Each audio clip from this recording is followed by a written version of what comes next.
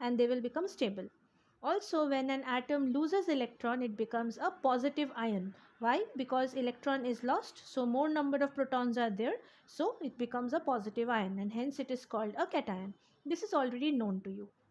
So metals are substances, or metals are elements which have a tendency to lose electrons, and hence they form positive ions. You can observe very nicely that if an element has 1, 2 or 3 electrons in its valence shell, they are metals. But now you can ask that hydrogen is also a metal. No, hydrogen is neither a metal nor not a non-metal. In certain cases it behaves like a metal, in certain cases it behaves like a non-metal. So calling it a metal will be wrong actually. So calling it a non-metal is much more perfect. But the position of hydrogen in the periodic table is much more of a very conspiracy issue, because we still don't know whether hydrogen has been placed correctly or not.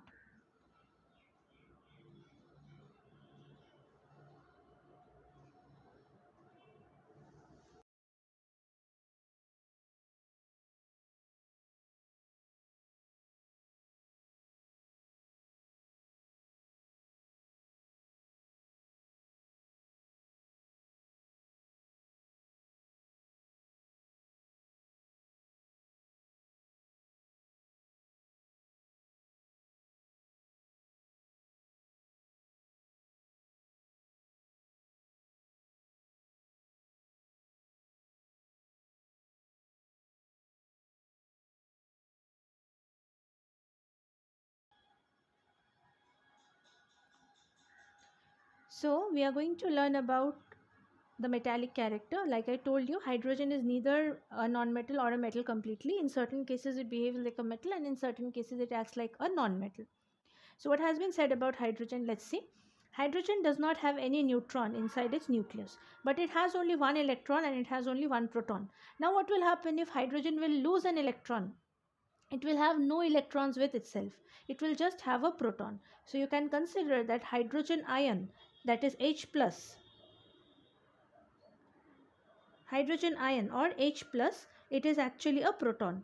H plus is actually a proton because it contains no electrons after it has lost the electron, and also it does not have any neutrons. So the only thing which it has left with it is proton.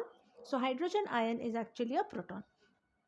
So as you can see over here, sodium, magnesium, these are metals. There are many other metals. Group 1, group 2 and some elements of group 3 are metals. Now talking about what are the characteristics on which this metallic character depends. It depends upon the atomic size and the nuclear charge. I told you yesterday during the end of the session that whatever periodic properties we will be learning from now on, it will depend upon the atomic size and the nuclear charge. So what did we learn yesterday? Let us just quickly recapitulate. When we move down the group, the atomic size will increase. And when we move across a period, the atomic size will decrease, isn't it? So when we move down a group, the atomic size increases, and as a result, the metallic character also changes. And when we move across a period, the atomic size will decrease, and hence the metallic character will also change. What type of change it will show, we will see in the next slide. Also, as we move down the group, the nuclear charge will decrease because the size increases, so the nuclear charge will decrease. And as we move across the period, the nuclear charge increases. So based on that also, we will try to understand that how the metallic character changes. So down a group, what happens? As the atomic size will increase, what will happen? The nuclear charge will automatically decrease. And if the nuclear charge decreases, the atom can easily lose its electron because the electrons are not tightly bound, so they can easily be lost. And more easy it is to lose the electron, better is the metal, because metals will always lose electron. So if it is easy for the metal to lose electron, that means it is a better metal comparatively. So down the group, what happens? This atomic size will increase, but the nuclear charge decreases. What has been written over here? The nuclear charge will decrease. It will decrease, not increase. Make the correction. It will decrease. As we move down the group, the atomic size will increase, and hence the nuclear charge will decrease. As a result, what will happen? The atom can easily lose the valence electron. The valence electrons are not tightly bound, so the metallic character will increase because the metals can now easily lose electron. So if you consider the first group, lithium, sodium, potassium, rubidium and cesium, like I told you, we are not considering francium because Francium is a radioactive element and its properties are not similar to the other elements. So we will not consider francium, and we will not consider hydrogen also. I told about this to you yesterday, that hydrogen is neither a metal completely or a non-metal completely. So hydrogen has completely different properties. So we will just start considering from lithium. So lithium, sodium, potassium, rubidium, cesium. So as we move down the group, yesterday we saw that cesium had the highest size comparatively. So its outer shell is not very tightly bound by the nucleus, and hence the electrons from the outermost shell can easily be lost. Thus we can say that cesium has the best metallic character and lithium has the least metallic character in the first group. So as we are moving down the group, the metallic character will increase. The tendency to lose electrons will increase. Now what happens across a period? Let's see.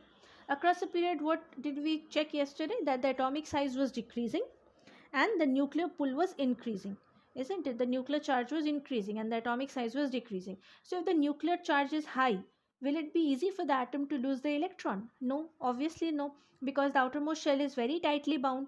So what happens? If the atom cannot lose electrons easily, that means the metallic character is decreasing. So as we move across a period from left to right, the metallic character will decrease. Why? Because the size will decrease and hence the nuclear charge will increase. And if nuclear charge increases, the atom will not be able to lose its electron easily. So as you can see over here, the metallic character or the metallic nature decreases across a period.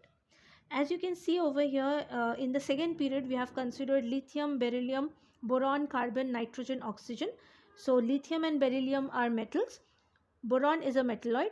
Carbon, nitrogen and oxygen are non-metals. That means as we are moving from left to right, what is happening? The metallic character is decreasing. Initially it was metal, slowly the metallic character is decreasing and finally we are left with non-metals. So this is the trend. So now if you consider the periodic table, can you tell me which is the best metal out of all?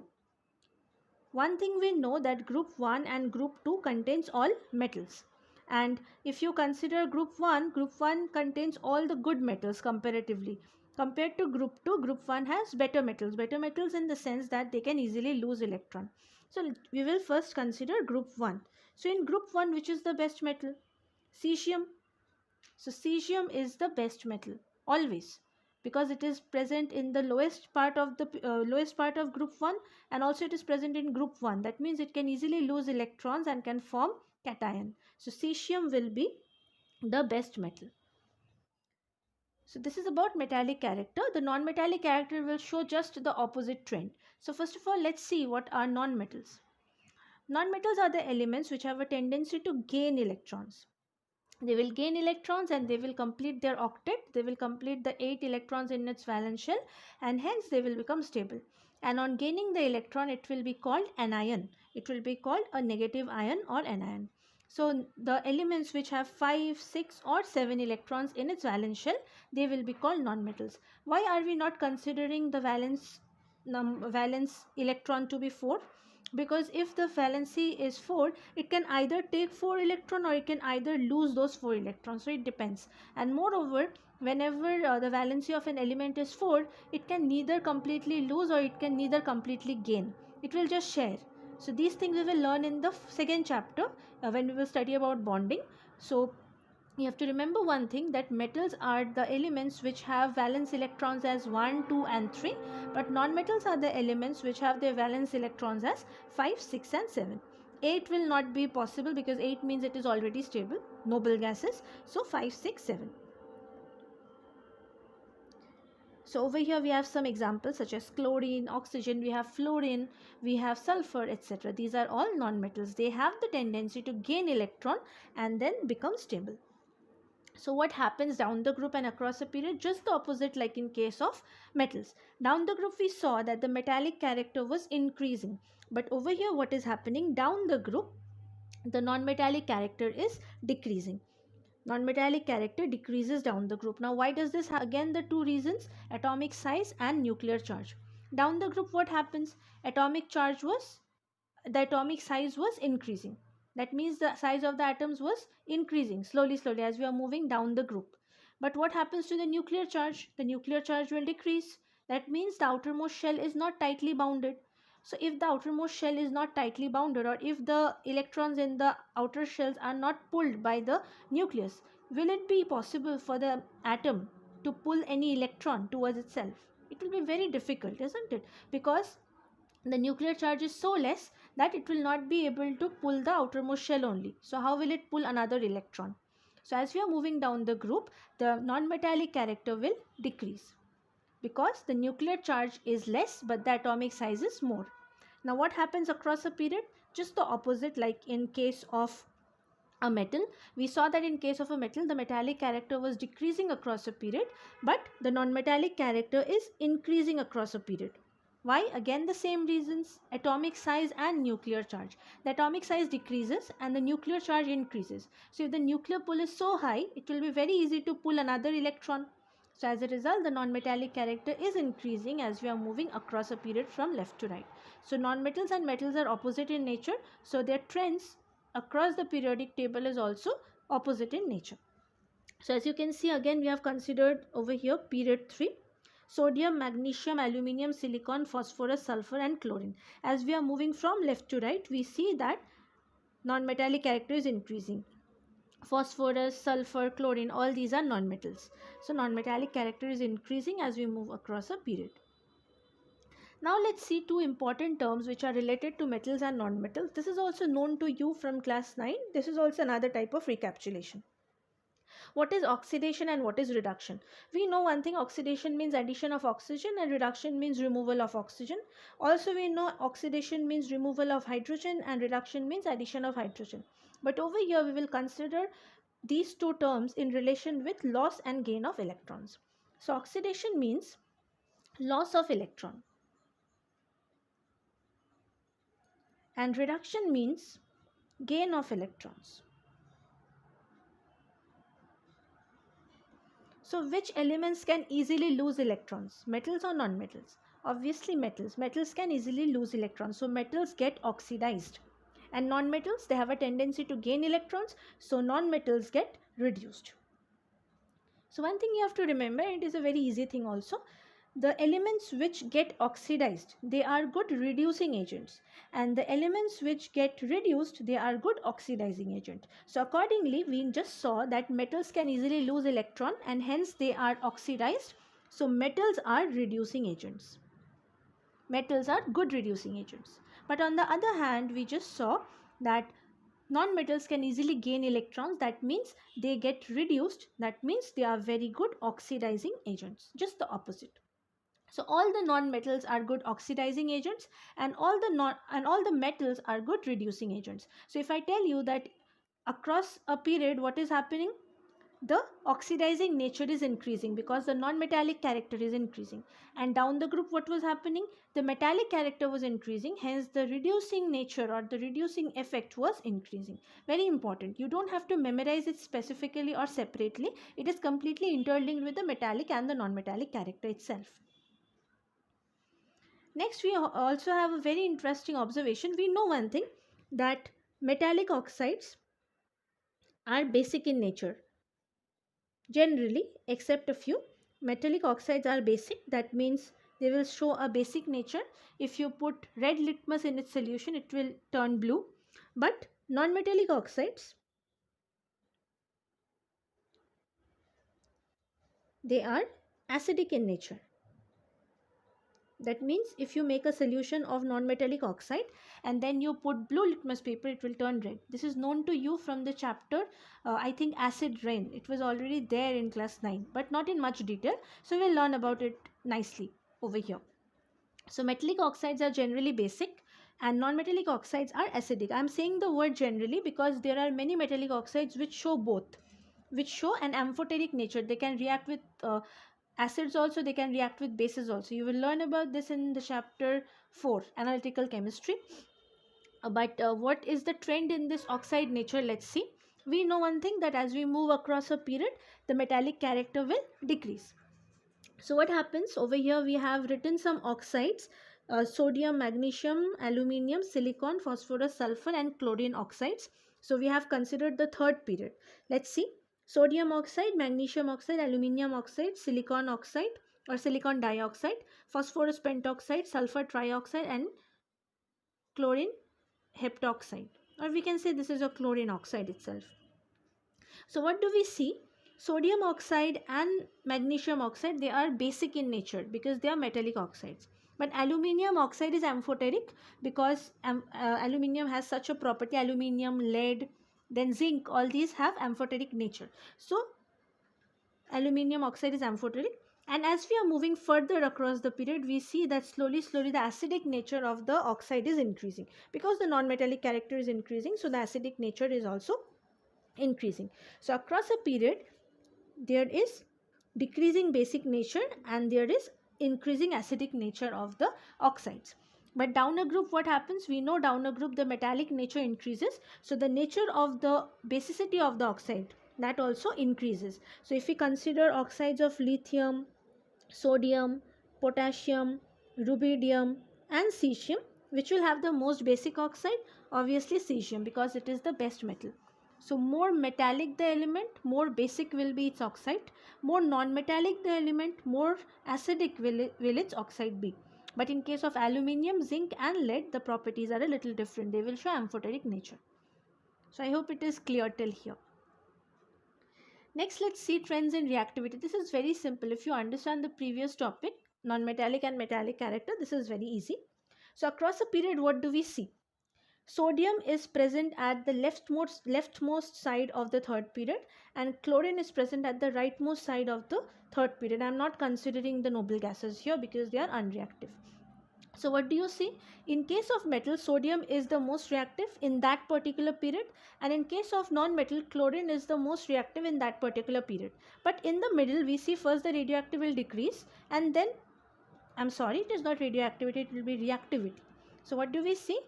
Initially the reactivity will decrease up to silicon, because silicon is a metalloid, it does not show much reactivity with other substances. After silicon, again the reactivity starts increasing slowly, and we get the very strong non-metal. So across a period, what happens? The reactivity first decreases and then it increases. It will first decrease and then it will increase. So it will form a U-shaped graph. Why does it happen? The same reason, once again, decrease in the size of the atom and also the increase in the nuclear pull, and also the nature of the substance, whether it is a metal or a non-metal. Metals which are present at the leftmost side, and the non-metals which are present in the rightmost side, they are the most reactive, and in the middle they are comparatively less reactive. Down the group, there is a issue. It is not similar to what we have studied earlier, or it does not follow the same exact trend. In case of metals, we saw that the more we move down, the better the metal is. That means reactivity will increase down the group in case of metals. But what happens in case of non-metals? It happens opposite. Very important. Reactivity of non-metals will decrease as we move down the group, because we know down the group the metallic character will increase, but the non-metallic character will not increase. So how can we expect the non-metal to show a good reactivity? So down the group, since the metallic character will increase, hence the reactivity of non-metals will also decrease. Thus, the non-metal which is present at the top of the group, that will be the best non-metal, but the non-metal which is present at the bottom of the group, that will not be as good as the previous one. So if you consider the periodic table, let us consider group number 17, fluorine, chlorine, bromine, iodine, astatine, and we can consider till astatine because the others are radioactive in nature. So fluorine, chlorine, bromine, iodine, astatine. Out of all this, which one will be the best non-metal? Fluorine. Because we know non-metallic character, or the reactivity for non-metals, it will decrease down the group. So the reactivity of fluorine is the highest. Now consider group 2. We have beryllium, magnesium, calcium, strontium, barium. Again, I am not considering radium because it also has some radioactive properties. So in this case, what will happen? We know metallic character will increase as we move down the group. So barium will have the highest reactivity, or barium will show the best metallic character in this. There are also certain physical properties which show change. This is not that important because it is not generally asked in the examinations, but you can just have a look. The melting and the boiling points of metals decrease when we move down the group, but the melting and the boiling points of non-metals will increase on going down the group. It is opposite to each other. Alright. So this is all about the metallic and the non-metallic character and the trends in reactivity. Now let us do a few questions from whatever we have done today, and let's finish the session. So we have to arrange these elements in increasing metallic character. That means as we move across, the metallic character will increase. So what do we have over here? Let's see. Beryllium, lithium, carbon, boron, nitrogen, oxygen, fluorine. So if I arrange it in the form of their period, it will be lithium, beryllium, boron, carbon, nitrogen, oxygen, fluorine. This is the second period. So what happens when we move across a period? The metallic characters, but over here we have to mention in increasing metallic character. So initially it will be fluorine, which has the least metallic character. Then we have oxygen, then nitrogen, carbon, boron, beryllium, and lithium.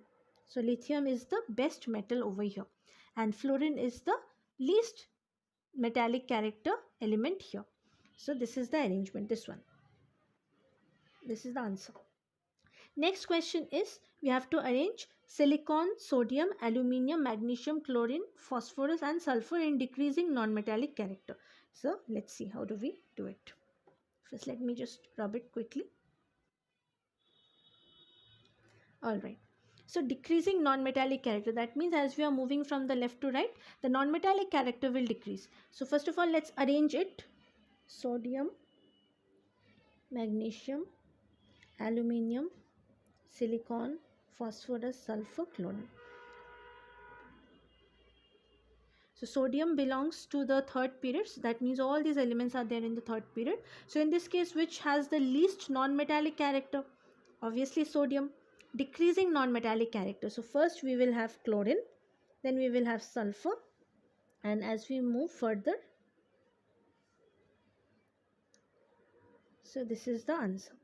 Least non-metallic character. That means sodium has the least non-metallic character. It is the worst non-metal in case of the third period, and chlorine is the best, so it is placed at the beginning and sodium is placed at the end. So this is the answer. Always whenever you are arranging, use this greater than or less than signs. This is the convention which is accepted in the board examination, and although if you put commas and write, that is also fine, but I guess this is much more appropriate. And always consider it from left to right. If it is increasing, then the last element on your right, that has to be the most one, the increasing one, the highest one. But if it is decreasing, then the lowest one will be on the extreme right hand side. You have to remember this and arrange. Next question is, a metal M forms an oxide having the formula M2O3. So M2O3. We know the valency of oxygen is 2, and whenever we write the chemical formula of a compound, there is exchange of valencies. That means the valency of M is obviously 3, because 3 is present at the bottom of oxygen and 2 has been placed at the bottom of the metal M. So M has a valency of 3. It belongs to the third period. Period is 3. That means it has 3 shells. And valency is 3 means that it has 3 electrons in its valence shell. So let us arrange its electronic configuration. 283. Write its atomic number. It will be 13.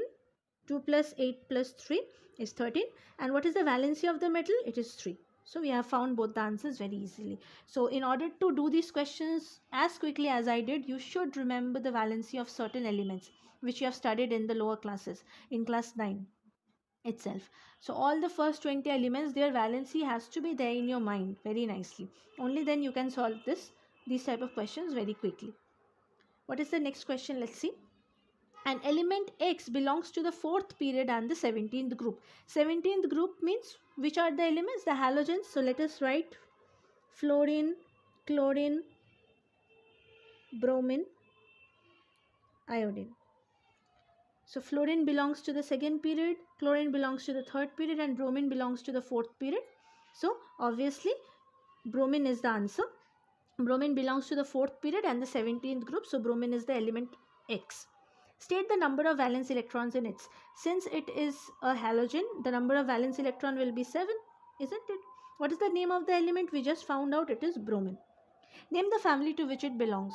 Halogens. We have identified it the first. Halogens. What is the last question? Write the formula of the compound formed when X reacts with Y 13, 27. 13 is the atomic number. So let us write the electronic configuration of Y, 2, 8, 3. That means Y can lose 3 electrons and bromine can gain those 3 electrons, but one bromine can gain only 1 electron. So how many bromine will be required to gain 3 electrons? Obviously 3 bromine will be required. So the answer will be YBr3. Or you can also write, since we have to write in terms of X, so YX3. You can also write it in another way without even understanding how many electrons are lost or gained. We know from our understanding now that X has a valency of -1, but Y has a valency of +3. So whenever we write the chemical formula, we just exchange the valencies. So we will have Y1, X3. We don't consider this one, so YX3. This is the answer. In either way, you will get the correct answer. So the formula of the compound is YX3. So let us do the next question. Before that, let me rub it. Okay. The metals of group 2 from top to bottom are beryllium, magnesium, calcium, strontium and barium. So we have they have written the group 2 metals or the group 2 elements from top to bottom, where beryllium is at the top and barium is at the bottom. Which one of these elements will form ions most readily and why? Yes. Out of this, which will have the highest size? As we are moving down the group, the size increases. So barium has the largest size, and also the nuclear charge is very less in this case. So it can easily lose the electron and form ion. So the answer will be barium. And the reason is the things which I just told. Decrease in the nuclear charge and increase in the size. State the common feature in the electronic configuration. These are all group 2 elements. So what will be their common feature in the electronic configuration? They will have 2 valence electrons or 2 electrons in their valence shell. 2 valence electron. This is the common property. I hope you have understood these 2 questions also. So we don't have any more questions for today. I will try to bring some more questions in the next session. I hope this session was useful to you and you have understood about the trends in metallic, non-metallic character and also about the chemical reactivity of the elements in the periodic table. Next day, we will begin with ionization potential and we will see the last 3 periodic properties, and we will do some more questions specially related to board exams, so that you can very easily and confidently give your board exams. So I hope today's session was as fruitful as the previous 2 sessions. We will meet soon. Until then, keep studying. Bye bye.